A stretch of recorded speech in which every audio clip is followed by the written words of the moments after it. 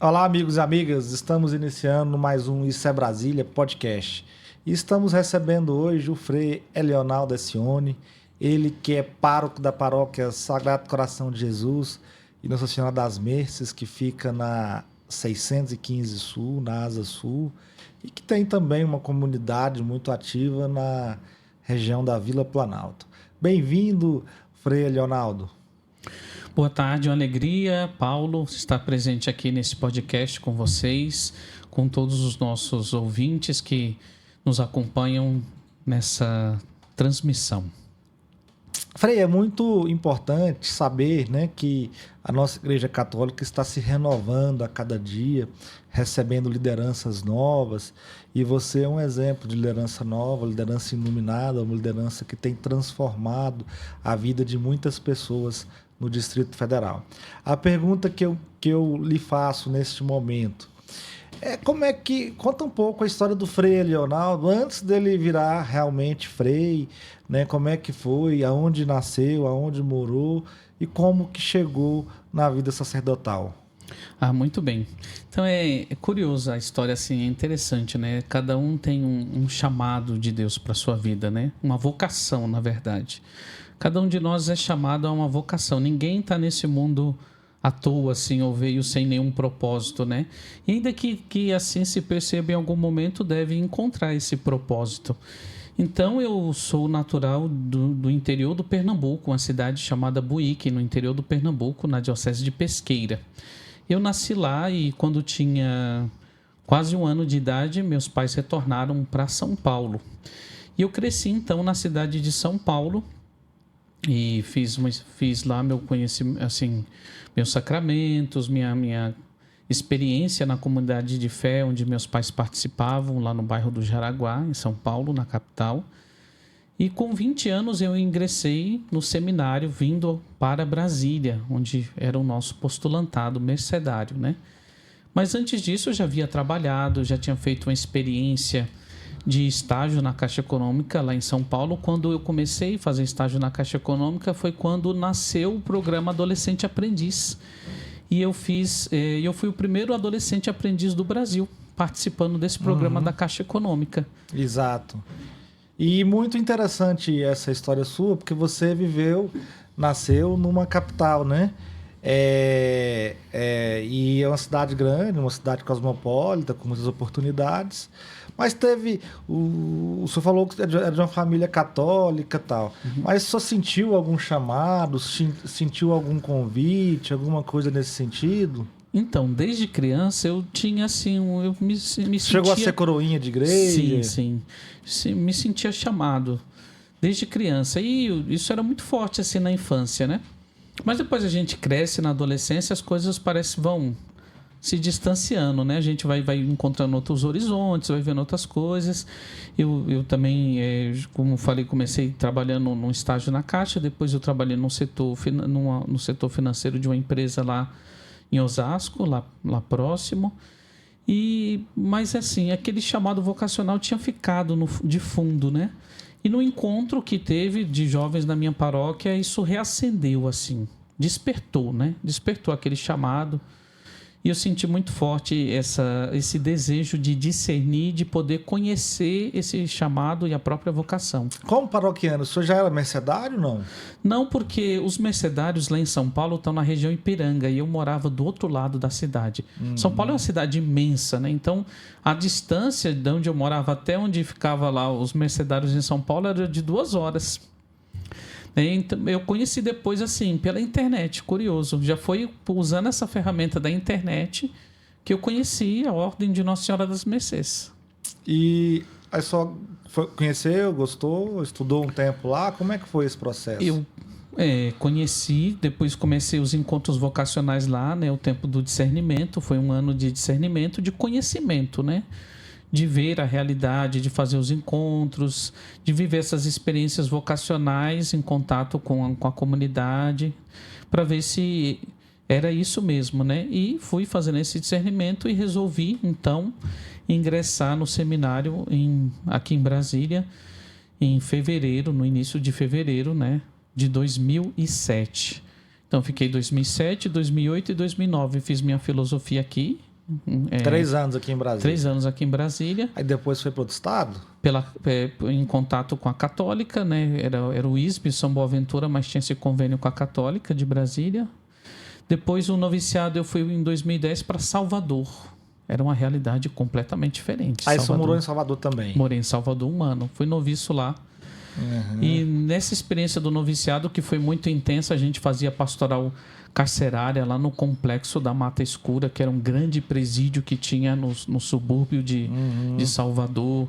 Vivemos várias experiências assim intensas de conhecer a realidade pastoral do povo, a realidade social, né, que em Salvador é um grande contraste assim em algumas realidades. Foi uma experiência muito fecunda, assim, muito intensa.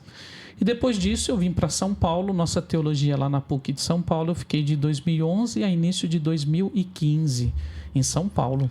Aí o senhor formou, virou padre? Não, aí eu terminei a teologia. Foi a filosofia aqui em Brasília, o noviciado em Salvador, a teologia em São Paulo. Aí concluí lá e professei os votos solenes, que são os votos que a gente faz como se fossem os compromissos definitivos para toda a vida, como um casamento. Né? Aí fiz lá meus votos solenes em São Paulo e fui ordenado diácono. E depois da minha ordenação diaconal, já fui encaminhado para a minha primeira missão, que foi em Ibirité, na região metropolitana de Belo Horizonte.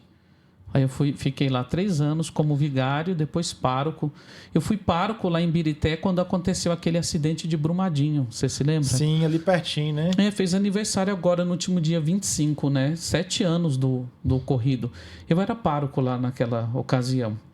E acompanhei toda aquela situação do povo, fiz visita às famílias naquela situação de perda. Foi um dos momentos mais fortes da minha vida e do meu ministério até hoje. Eu acho que eu peguei grandes desafios desde o começo. E eu fui pároco lá com 3 anos, né? E conseguiu, nesse período, como é que você vê? Foi produtivo esse trabalho lá? Conseguiu ajudar várias famílias? Conseguiu também desenvolver, na época, algumas ações sociais? Ou não era necessário nesse sentido? Olha, Brumadinho careceu de muitas coisas assim, né? Sobretudo de um bom acompanhamento, porque não foi a maior perda que nós podemos ter na nossa vida, é a perda das pessoas que a gente vidas, né? que a gente ama. E ali muitas pessoas assim perderam as pessoas que mais amavam. Eu perdi alguns paroquianos naquele acidente, né? Eu acompanhei algumas famílias, a gente celebrou o 7º dia. A dor da perda é uma dor que não passa, né? É uma dor assim que pode ser ressignificada, mas ela sempre é sentida. Então, assim, o trabalho foi um trabalho de acompanhamento, um trabalho solidário, um trabalho assim de perceber também que a justiça, né, podia ser estabelecida de outras formas também, né? Então teve toda aquela luta judicial que está correndo até hoje com a questão da Vale, das famílias, essa situação toda. Mas, para além de tudo isso, né, fica esse vazio, assim, no sentido de ressignificar a ausência de alguém que não vai voltar mais, né? Pode ter um ressarcimento, pode ter uma reparação, pode ter algum meio que busque compensar, mas a gente sabe que as vidas são inigualáveis nesse sentido. Não tem como repor a perda assim de alguém nesse sentido, né? É algo realmente muito, muito triste, né? E bem complicado, mas a gente tem fé que vai. Então a gente começou, né, a falar um pouco aqui no podcast Isso é Brasília, com o Frei Leonardo, também entendendo um pouco a história dele, né? Ele que é Tem quantos anos, Frei? Eu agora, nesse ano, vou completar 40 anos. Eu entrei pro seminário quando eu tinha 20 anos. Aí fiquei na formação durante 8 anos, fui ordenado já com quase 29, né? Porque eu fui ordenado no dia 8 de agosto, no dia 10 eu fiz 29 anos, praticamente já 29, né? E de lá para cá, então já se foram praticamente uma década, né? Assim, já tenho 10 anos de padre, estou indo para o meu 11º ano de ministério. E Brasília está sendo minha segunda experiência assim como pároco, né? A Paróquia do Sagrado Coração é uma paróquia que já tem 66 anos, é uma paróquia bem tradicional. Agora eu vou te fazer uma pergunta. O senhor foi pároco lá na cidade do interior de Minas Gerais. Talvez seja a principal igreja do município, a Isso, matriz, na região metropolitana. etc. E aqui em Brasília é um pouco diferente, é uma cidade grande. Mas a cidade do interior, o padre ele é tipo o prefeito, o juiz e o padre, você entendeu? É Né? verdade. Quem manda na cidade do interior é isso, é o padre, o prefeito e o juiz. Como é que é? Conta pra gente um pouco essa diferença de ser padre, de ser pároco em cidade do interior e de ser pároco em Brasília, que é uma cidade maior, tal, que o padre Então, não tem tanto poder assim. para mim foi um choque, né? Quando me disseram assim, você vai para Brasília, foi que nem, sabe, a experiência de Jonas, quando ele quer fugir, quer ir para outro lugar, foi exatamente igual. Eu disse, não, o que eu vou fazer lá? Era, para mim, era como Brasília era Nínive, assim, a grande cidade que amedrontava, que trazia medo, porque eu vim para cá no auge da pandemia. Foi naquela segunda onda da pandemia, sabe? Quando morria mais de 1.000 pessoas por dia. Eu cheguei aqui em Brasília nesse contexto. Então, era um contexto que você não podia acessar livremente as coisas, os lugares, conhecer as pessoas. Enfim, era tudo muito restrito. Nós vivemos isso, né? Mas foi uma experiência curiosa, porque a cidade do interior, embora a região metropolitana, tem essa característica, né? Bem interiorana. Diferente daqui. Aqui é a capital do país, uma grande capital, né? Então lá você tinha esse contato com a prefeitura, com os vereadores, os paroquianos, era tudo, parece muito próximo. E aqui, na grande cidade, não. As coisas, né, cada um... a noção de espaço, também as relações é completamente diferente. Brasília, por exemplo... vale muito bem aquele ditado, cada um no seu quadrado, né? Porque aqui a lógica linear da cidade parece que estabelece isso, né? Em Minas Gerais, não. Você sai na rua, todo mundo te conhece, você cumprimenta todo mundo, tem aquele oferece um cafezinho, contato. um pão de queijo, eu falei, vamos entrar, não Desse sei o jeito, quê. o povo mineiro é um povo muito, muito acolhedor nesse sentido. Literalmente te leva para sua casa e café, pão de queijo, companhia limitada. Muito interessante essa questão dessa vida sacerdotal. E aí, o senhor chegou em Brasília, né? Tá aqui pro 3º ano já como pároco, né? Isso. Eu até tô me surpreendendo que, não sei se o senhor sabe, mas o senhor batizou meu filho, né? O Bento. Bento tá Sim. com 4 anos. Tive essa alegria, olha aí, ó, já tá com 4 anos. E aí, desde quando eu conheci o senhor naquela época, eu sempre achei o senhor assim um padre muito, né, um sacerdote muito iluminado, muito abençoado. E fiquei muito feliz quando descobri que o senhor ia virar pároco. Mas eu tô descobrindo agora que tem 3 anos que o senhor é pároco, então acho que eu estou meio longe da igreja, né? Então eu tenho que voltar até participar mais. Mas é porque Brasília é um pouco... Eu moro na Asa Sul, moro na 713 Sul.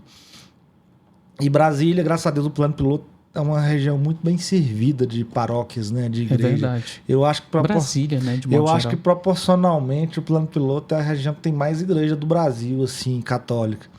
Acho que quando o JK foi fazer Brasília, ele viu um monte de área das 900 vazias. Não, vamos jogar isso aqui para os padres, para eles poderem... Ele, né? fez 24 cruzes, né? Uma delas é a nossa paróquia. Então, assim, muito interessante isso. Porque, por exemplo, tem dia que eu tenho que ter na minha concepção, a minha paróquia é o Sagrado Coração de Jesus. Mas tem dia que às vezes tá mais perto da minha casa, tem uma missa mais cedo e mais perto da minha casa. Não, vou logo aqui, que eu já resolvo minha obrigação isso é como interessante. cristão, né? Mas, assim, por exemplo, uma missa que eu adorava, que eu quero voltar a participar, é a missa do empreendedor que vocês realizavam lá na paróquia. Depois eu quero saber sobre isso também. Então, nós hoje estamos recomeçando as atividades da Pastoral do Empreendedor lá na paróquia com a celebração das 19 horas, que é a missa que nós rezamos com os empreendedores. Por quê? Porque todo mundo que empreende muitas vezes se encontra solitário, sabe? Numa luta muito grande em ter que dar certo, em fazer muitas coisas, em ter que enfrentar muitas exigências, burocracias e vencer. E essa luta é muito árdua e para a gente vencer e estar forte nessa luta é preciso também uma espiritualidade forte.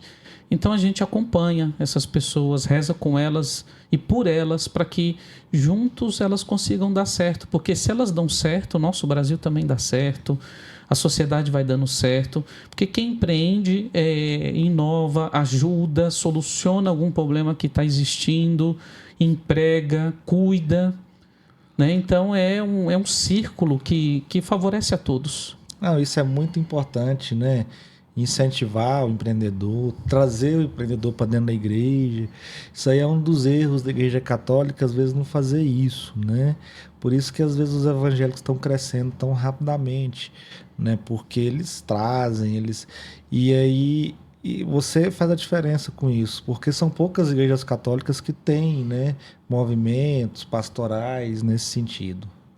Lá a gente tem toda uma agenda para acolher, né, para acompanhar, para oferecer momentos de espiritualidade nesse sentido, né, porque esse segmento também da sociedade é muito importante. São fiéis que se destacam por esse protagonismo de estar à frente, de criar novos negócios, de trabalhar em várias frentes, resolver problemas que a sociedade traz com soluções empreendedoras que geram emprego e renda e também movimentam, né, os dons e os trabalhos. Assim, eu gosto muito da parábola dos dons e dos talentos. Assim, todos nós temos dons e talentos e a gente precisa descobri-los.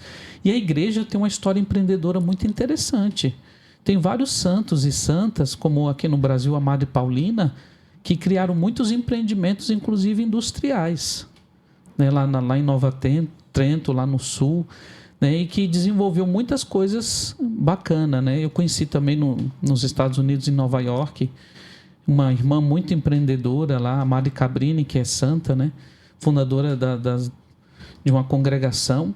Ela foi uma precursora no mundo dos negócios, da indústria, e expandiu muitos trabalhos, sempre em prol dos mais necessitados, da caridade, mas de uma forma muito profissional, muito qualificada, sabe?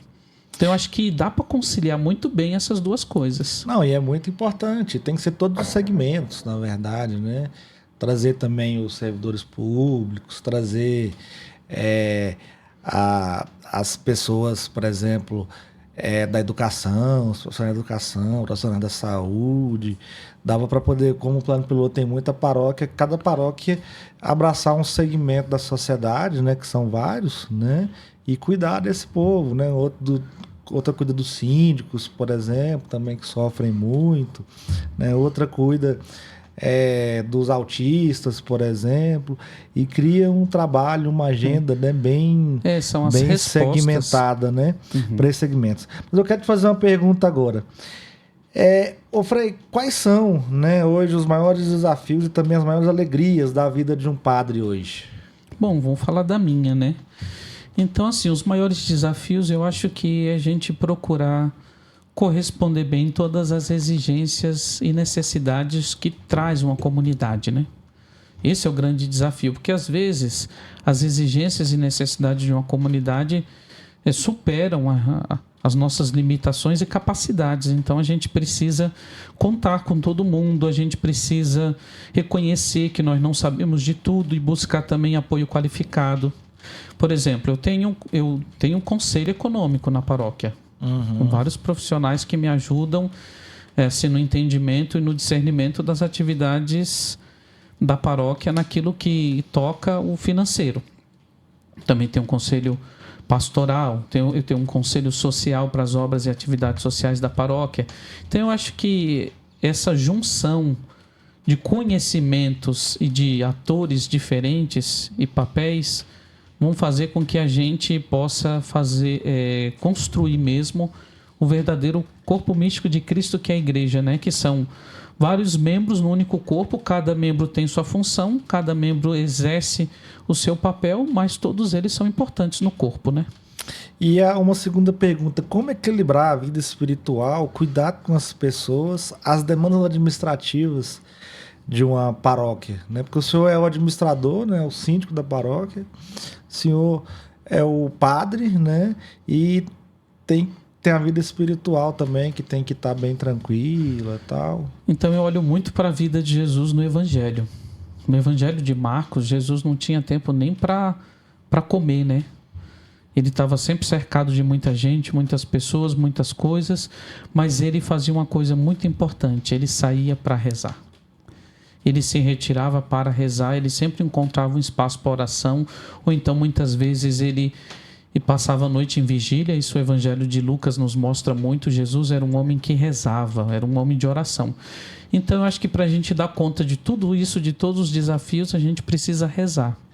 E eu sempre tenho um momento, então, para oração, tanto na comunidade que a gente tem como comunidade religiosa, nossos momentos de oração, também com a paróquia, né? É preciso ter um momento para rezar, para estar com Deus, para se encontrar com a palavra dele, para meditar a palavra, para fazer esse discernimento com a realidade que nos confronta.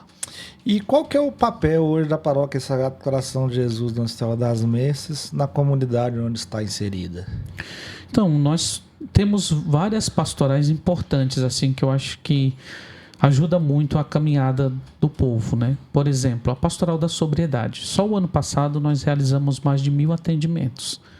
E a Pastoral da Sobriedade acolhe pessoas, famílias, para fazer um caminho de sobriedade através de 12 passos. E hoje são muitos os meios e as formas de dependência. Hoje não é só o álcool, né, que sempre foi falado e conhecido, né, como uma forma mais popular de dependência que existiam nas famílias e na sociedade de modo geral. Hoje tem dependência do celular, jogos, né, de azar na internet, até mesmo da própria pornografia, que tem crescido muito a dependência. Muitas situações hoje estão assim subtraindo a nossa liberdade, a nossa capacidade de ser livre. E a Pastoral da Sobriedade resgata isso a partir de 12 passos desse método. Então a gente tem a Pastoral da Sobriedade, a gente tem a Pastoral da Saúde para visitar as pessoas idosas que geralmente estão sozinhas ali na realidade das Açu. Tem muita gente idosa e sozinha. Eu falei, não, nós vamos voltar com a Pastoral da Saúde para visitar essas pessoas, conhecê-las, saber onde elas estão, para não correr o risco de a gente ver uma notícia, por exemplo, de um idoso que foi encontrado morto porque cheirou mal, não sei quantos dias, entendeu? Que às vezes acontece, muito isolamento, muita solidão, e a pessoa idosa, os filhos trabalham, estão distantes, enfim.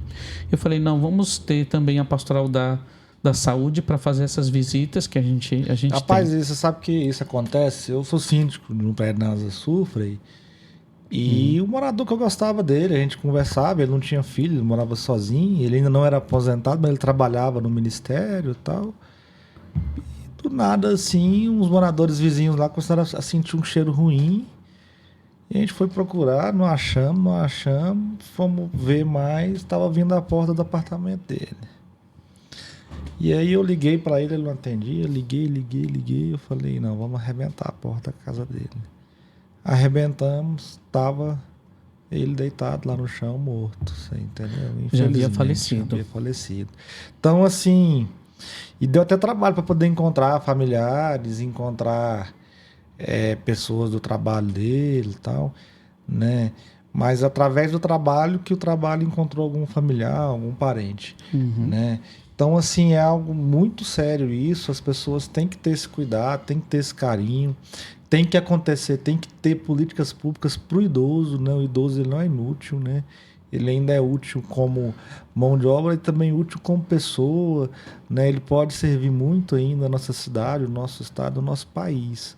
Então, eu acredito que tem que pensar algo nesse sentido também, para que ele possa conviver com as pessoas, tal. Tem idosos que prefere não aposentar, sabia? Porque ele vai ficar sozinho, pelo menos o trabalho dele, ele fica lá, ele conhece algumas pessoas. Ele não cai no senso da inutilidade, isso, né? Isso é muito difícil. Você fica 30 anos da sua vida, 40 anos fazendo uma atividade ou indo para um lugar e de repente você para, isso é muito complicado. Então, a pessoa vai precisar ressignificar o sentido da vida dela, porque o sentido da vida dela estava voltado para o trabalho e agora ela não está mais fazendo isso, mas ela não é o que ela fazia.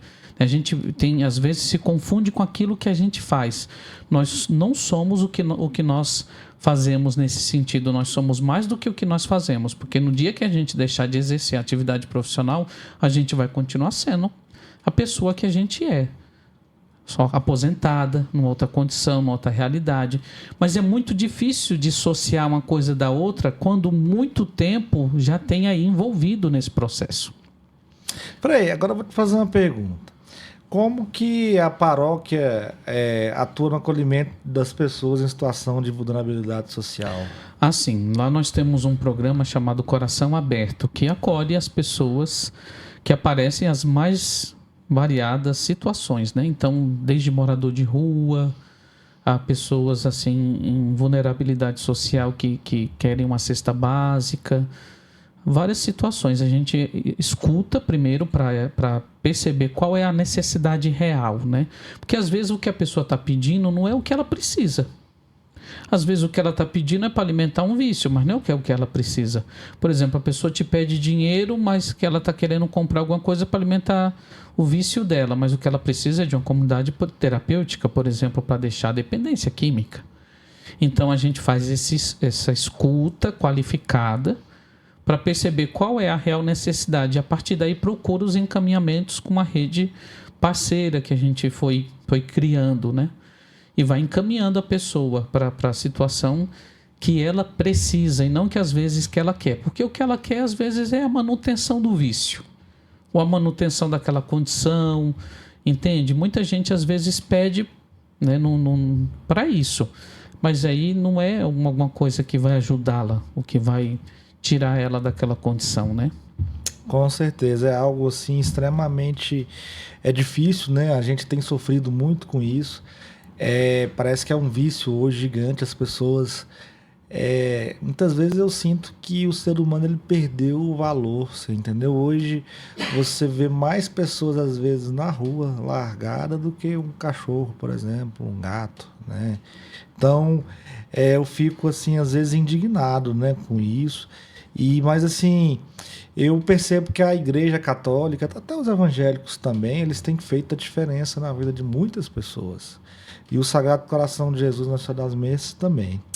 E de que forma a fé ajuda na reconstrução da dignidade e da esperança das pessoas? Então, nós temos uma comunidade terapêutica em Alexânia, né? E também temos o conhecimento de uma comunidade terapêutica muito boa aqui no Brasil. E Essa também comunidade terapêutica o também... Recanto... E aí vocês têm uma fazenda, né? Que é o Recanto Messes. É o Recanto Messes.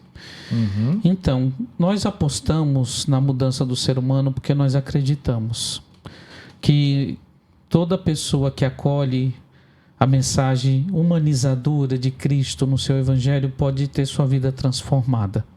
A palavra de Deus tem o poder de mudar, de transformar. E se a gente cresce no entendimento e no conhecimento dessa palavra e vai convertendo o coração, como Jesus nos convida, a gente vai mudando muitas coisas. E as verdadeiras mudanças, elas nascem de dentro para fora. É do interior do coração do ser humano que nasce a verdadeira mudança, né? E porque se não acontece internamente, ela não poderá se exteriorizar, se materializar, né?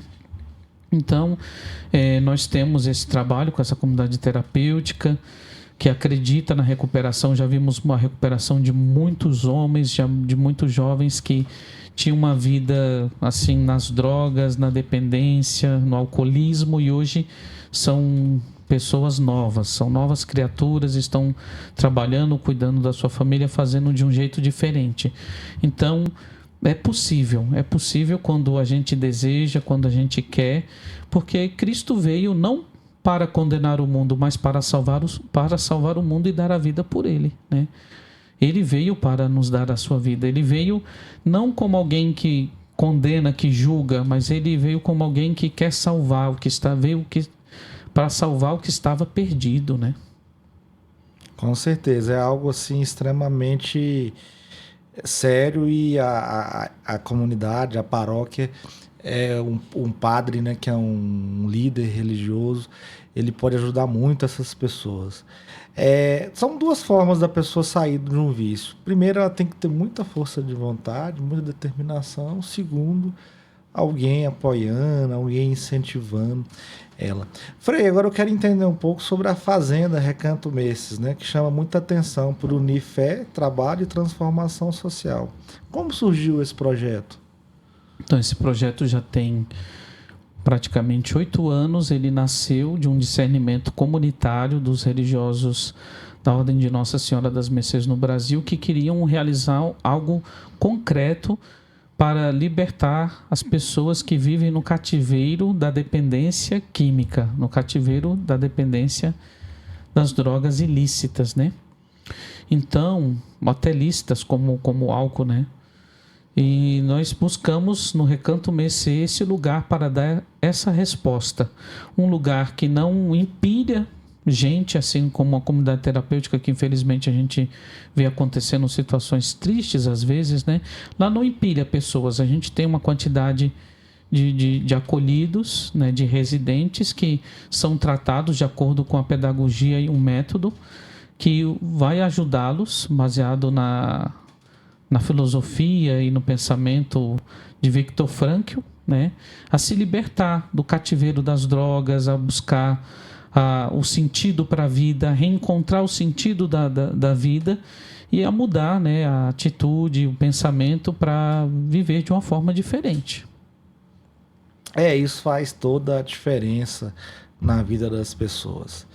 E a gente continuando falando aqui, qual que é o principal objetivo da Fazenda? Recuperação de pessoas, formação humana, produção ou tudo isso junto? Tudo isso também porque o que acontece? A laboraterapia, que é a forma de terapia a partir do trabalho, ajuda muito, né? O trabalho dignifica o ser humano. Então, o trabalho e o contato com a natureza, né, numa horta, num trabalho assim de produção agrícola, na natureza, nesse contato, ajuda a pessoa também a voltar à sua verdadeira natureza, às suas origens, né? A gente vai se afastando da criação, do Criador e das suas criaturas, e daqui a pouco a gente se vê completamente estranho a essa realidade. Então, esse déficit de natureza que hoje já se constata é importante para que a pessoa possa retomar e voltar também a sua fonte, né? Em contato com a natureza, esse equilíbrio que ela perdeu em comunhão com a natureza, ela reencontra, né? Você vê nos animais, na própria vida ao seu redor, como tudo tem um jeito harmônico de ser.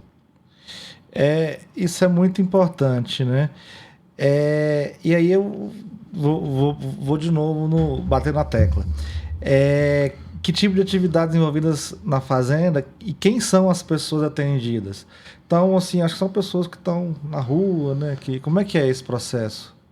A maioria são oriundos de famílias que já estão, assim, em grande dificuldade, que já às vezes não querem mais aquela pessoa até junto de si, dada as dificuldades que você tem com a pessoa em situação de dependência, né? Então, geralmente, essas famílias nos procuram, né, vão até a paróquia, fazem contato com a gente, é feito um acompanhamento, uma triagem, e a pessoa é encaminhada para o processo dos 9 meses de recuperação, né? A gente não tem assim um tratamento medicamentoso, né? Nosso tratamento é a partir da abstinência mesmo, do uso do que causava dependência. E com atividade, né? E com novo pensamento, oração, fé. Vida de fé, oração, trabalho, né? Meditação e as oficinas e o conhecimento também, porque o conhecimento de outras realidades, como dons que a pessoa vai descobrir, capacidades empreendedoras, para ela sair de lá já com outra perspectiva, outro horizonte, né? E não mais pensando, bom, terminou esse período, o que eu vou fazer? Eu vou voltar a fazer o que eu fazia? Não, ela vai pensar já numa nova forma de se colocar na sociedade de um jeito diferente, com a cabeça diferente, porque a sociedade é a mesma, mas a pessoa tem que ser diferente, né?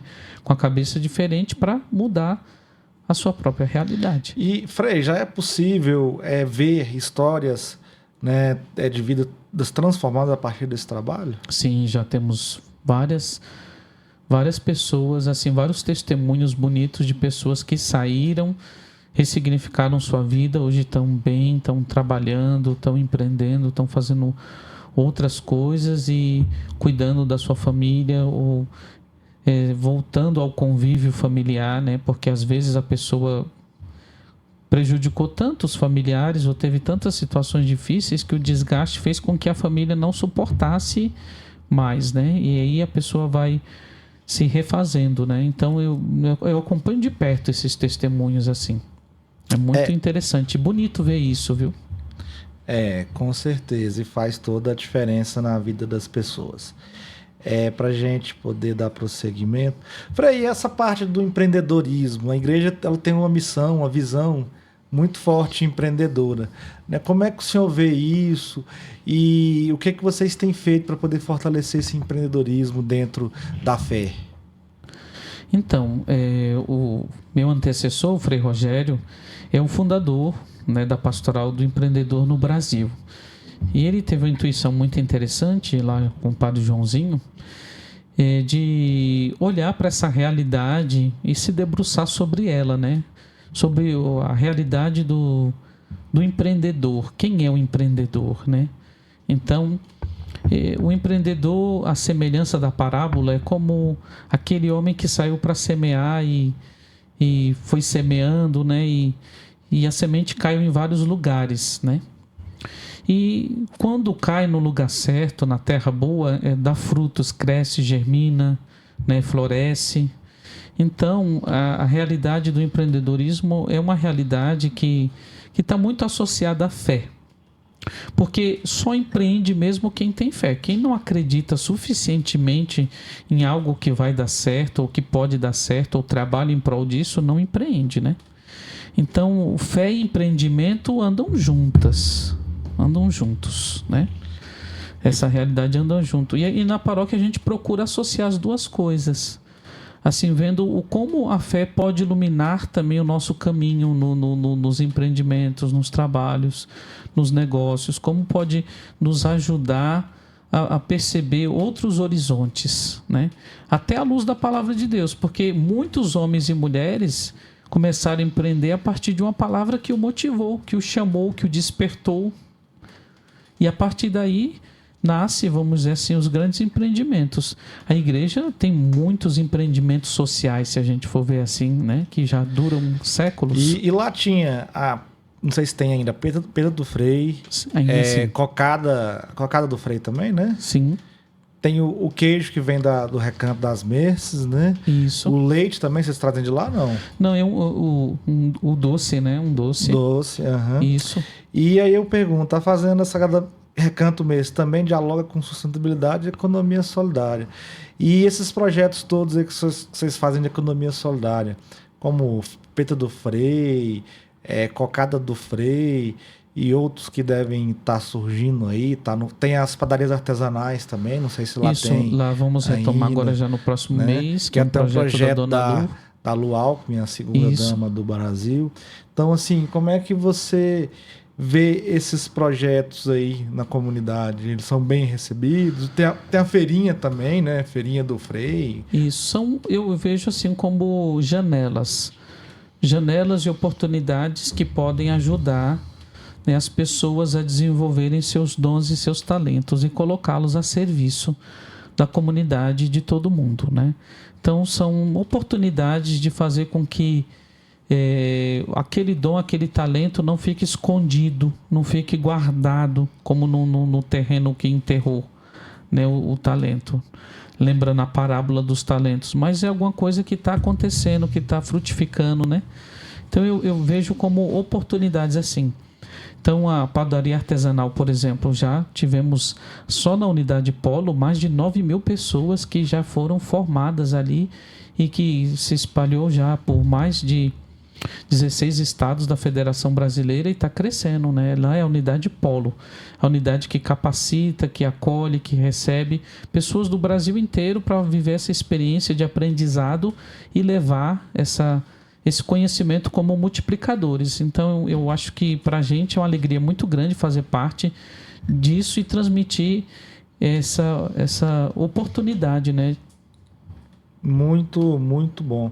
E aí agora eu quero fazer uma pergunta do Frei Leonardo com Brasília, né? Como o senhor enxerga Brasília para além da política e dos prédios públicos? Eu acho Brasília um oásis, assim, no Brasil, sabe? Brasília é um lugar muito interessante, muito bonito. Todo o projeto de Brasília é um projeto incrível, assim, de arborização. É um lugar que você sente essa tranquilidade, essa harmonia. Brasília tem 2 momentos, né? Assim, no período das chuvas vira um jardim. Né? A gente está caminhando nesse jardim que é Brasília, né? Uma cidade-parque, né? Não é? Super agradável.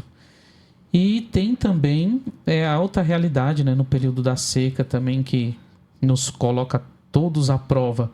Mas Brasília também, olhando para os seus territórios, tem seus contrastes, né? Que ainda precisam ser minimizados com oportunidades, com conhecimentos, conhecendo as pessoas, vendo as realidades, as situações, identificando o potencial de cada lugar, porque Brasília, em cada lugar, tem o seu potencial, tem a sua capacidade, né? Então é uma cidade que eu acho que ainda tem muito a oferecer, assim, de modo geral. Não é à toa que é a capital do nosso país e é uma cidade que tem muito a oferecer, assim, a nível de oportunidade, de conhecimento, de educação e de mobilização. Com certeza. E aí eu volto a pergunta para o senhor sobre Brasília de novo, para a gente falar um pouco também sobre essa questão. Quais são hoje as maiores dores sociais que o senhor percebe na capital? Então, dentro dessa realidade do contraste, né, porque nós temos alguns eventos da Arquidiocese que vamos em vários lugares, né, pelo Partilha Brasília, promovendo ações assim para conhecer a população, para ir ao encontro das necessidades e ver as necessidades das comunidades. Então, eu ando assim em vários lugares do Distrito Federal, né, não estou só ali no plano piloto. Então, eu vejo que eu acho que a gente precisaria ampliar mais o olhar sobre toda a cidade. Brasília não é só o plano piloto, mas Brasília também são os seus territórios. E as pessoas que vivem nele fizeram Brasília e fazem Brasília até hoje. Trabalhando, dando a sua contribuição nos mais variados serviços, atividades e tudo. Então eu acho que a gente precisa estender cada vez mais esse olhar para que a gente faça de Brasília um lugar para todos.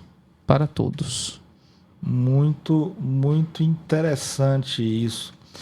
E o que a sociedade, a Igreja Católica, o poder público, as instituições podem fazer juntos para melhorar essa realidade? Então, eu acho que essa parceria de caminhar juntos, assim, nessa mesma direção, buscando o bem comum da população, vai frutificar em muitas boas obras. Eu acho que ninguém consegue fazer tudo sozinho. Nem a igreja, nem o Estado. Então, eu acho que todo mundo precisa caminhar junto assim nessa mesma direção do bem comum, vendo o que é melhor para cada lugar, para cada região, para cada setor dessa população que a gente tem. E eu acho que nesse esforço conjunto, muitas coisas boas iriam acontecer.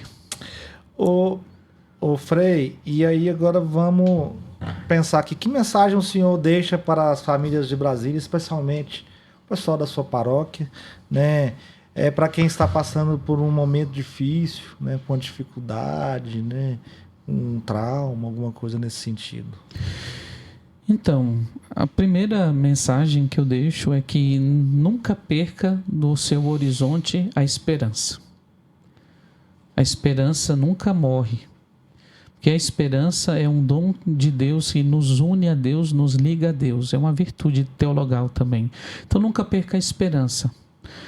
E como dizia Santa Paulina, né, ainda que venham ventos contrários, não desanimeis, porque a gente pode ter outras oportunidades. Pode ter outras possibilidades. Enquanto a vida é esperança. Né? A gente não pode abrir mão da esperança, porque quando a gente abre mão da esperança, a gente abre mão do sentido da vida, do desejo de continuar seguindo, caminhando, né, de encontrar o amanhã iluminado, florido. Então eu acho que a gente precisa sempre ancorar o nosso coração na esperança, e uma desses lugares da esperança é a palavra de Deus. O próprio Evangelho de Jesus nos traz esperança.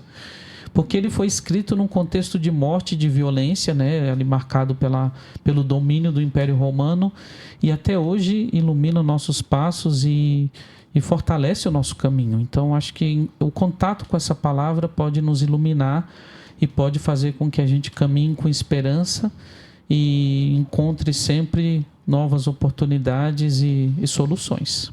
Agora, Frei, como que as pessoas podem participar, apoiar, né, e até mesmo se integrar aos movimentos da Paróquia Sagrado Coração de Jesus na Cidade das Missas? Tem um contato, tem redes sociais, tem os horários da missa? Conta aí pra gente um pouco sobre isso. Então, nós temos o canal, nós temos uma rede social no Instagram, né?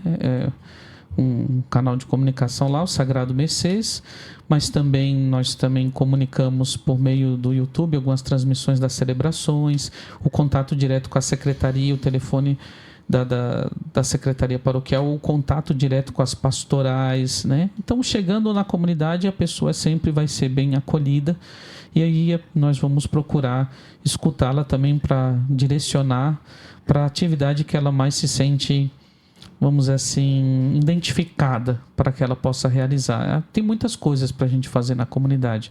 A comunidade é como um corpo, né? Que tem muitos membros e cada membro tem a sua função. E às vezes a gente tem uma identificação maior, melhor com um determinado trabalho, uma determinada atividade pastoral. Então, nesse contato com a comunidade, a pessoa vai descobrir, vai ter essas relações também, vai conversar com as várias pastorais e vai descobrir o seu lugar, né? A gente sempre pode fazer o bem, sempre pode fazer alguma coisa que ajude, para além de nós mesmos, alguém que precisa.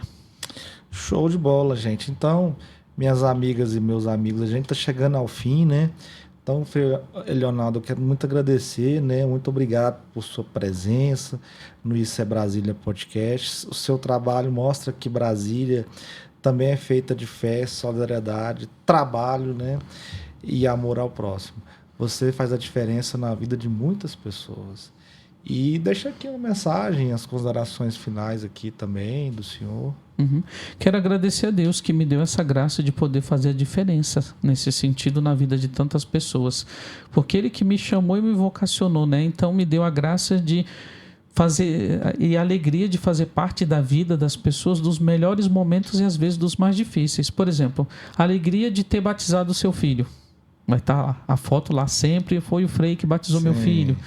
Ontem mesmo eu fui no cemitério para umas exéquias, então um momento difícil, mas esteve presente na vida daquela família. Então eu acho que é um dom, é uma graça que Deus nos deu, a alegria de poder fazer parte da vida das pessoas e permitir que elas também façam parte da nossa vida. Esse é o ministério, é o chamado que Ele confiou, então agradeço em primeiro lugar a Deus, né, e a Nossa Senhora das Mercês, que faz parte dessa família religiosa, todas as pessoas que trabalham e colaboram diretamente comigo lá na paróquia, partilham da sua vida, né, no dia a dia. Que Deus abençoe, ilumine, inspire e encha de esperança e confiança o coração de todos eles. Voluntários a paróquia tem muito, deve ter mais de 100, de centenas, né? E funcionários assim contratados direto, tem? Funcionários direto? 8? Não, nós temos 13 colaboradores assim, Aí, tá diretamente. O padre tem todo o trabalho de gestão, né? Tem que fazer toda a parte de gestão, de acompanhamento, de controle dos processos, administração dos recursos, tudo. E todo mês tem que ter o dinheiro lá para poder pagar esse salário, hein? Exatamente, tem que construir tudo organizar isso. a casa. Mas no Evangelho de Mateus, evangelizar significa organizar a comunidade, né? A comunidade evangeliza quando ela está organizada. Amém. Frei, deixa uma bênção aqui, uma bênção final aqui para os nossos telespectadores. É o podcast que vai ter uma bênção final, viu, telespectador? Maravilha, tá vendo? Uma oportunidade aqui, inédita, né? O Senhor esteja convosco. Ele está no meio de nós. Abençoe-vos Deus Todo-Poderoso, a todos e a cada um dos nossos ouvintes que nos acompanham e nos escutam. Que a bênção de Deus toque suas vidas, seus corações, encha de esperança e de fé a sua caminhada, em nome do Pai, do Filho e do Espírito Santo. Amém. Com alegria, Paulo. Então é isso, gente. Obrigado. Até semana que vem com mais Isso é Brasília podcast.